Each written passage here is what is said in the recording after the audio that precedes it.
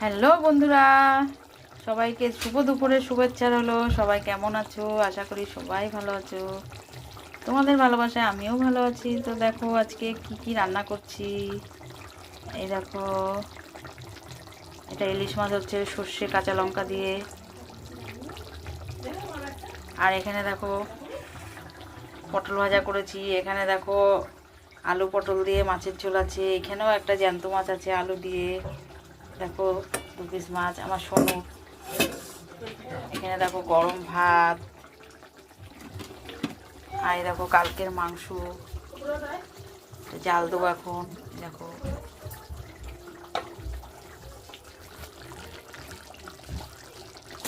তোমার ভিডিওটা কেমন লাগলো একটু লাইক কমেন্ট শেয়ার করবে,